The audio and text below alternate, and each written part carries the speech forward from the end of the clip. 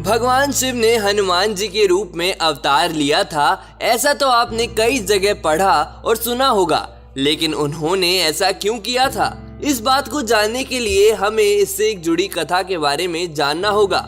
यह कहानी रामायण के प्रारंभ की है, जब पृथ्वी पर श्री राम जी का अवतार हुआ था।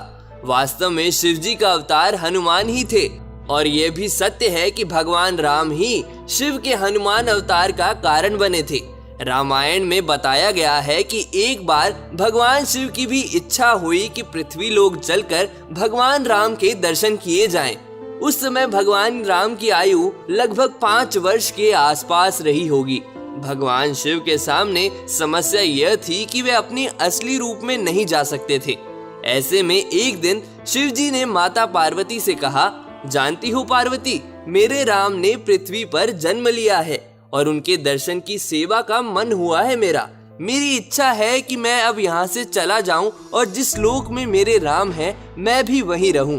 यह सुनकर पार्वती माता विचलित हो गई और दुखी होकर बोली कि हे स्वामी, मुझसे ऐसी कौन सी गलती हो गई है कि आप मुझे यहाँ छोड़कर पृथ्वी लोक जाने को कह रहे हैं? उन्होंने कहा, स्वामी, आप यदि जाते हैं तो जाइए, लेकिन एक बात सुन लीजिए कि आपके बिना मैं भी यहाँ जीवित नहीं रहूंगी।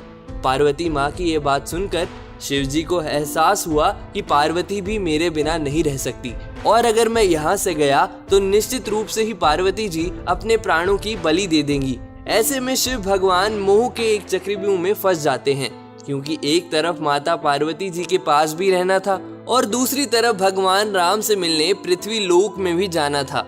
ऐसे में भगवान शिव ने अपने 11 रुद्रों का पूरा राज माता पार्वती को बताया और बोले, देखो पार्वती, इन 11 रुद्रों में से एक रूप वानर का अवतार आज मैं लेने वाला हूँ।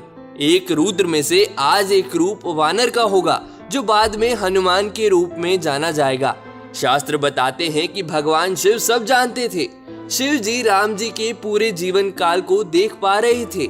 वे ये भी जानते थे कि कैसे एक बार राम जी को पृथ्वी का कल्याण करने के लिए मेरी आवश्यकता होगी। शिव जी को यह भी पता था कि कलयुग में ना मैं नजर आऊंगा और ना ही श्री राम, तब कोई अवतार भी धरती पर नहीं होगा। इसलिए शिव जी ने अपने एक शक्तिशाली रूप को जन्म दिया, जो कलयुग में भी अजर अमर रहेगा और पृथ्वी लोक के लोगों के दुख दर्द को दूर किया करेगा। इसलिए आज भी भक्त लोग हनुमान जी के दर्शन साक्षात कर लेते हैं। इस बात के कई सबूत मिल चुके हैं कि हनुमान जी आज भी इस धरती पर मौजूद हैं। कहा जाता है कि रावण का अंत करने के लिए भगवान विष्णु ने राम जी का अवतार लिया था।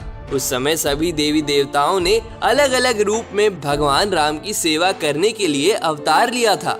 उसी समय भगवान शंकर ने भी अपना 11वां रुद्र अवतार लिया था। उनको भगवान विष्णु के दास्य का वरदान प्राप्त हुआ था।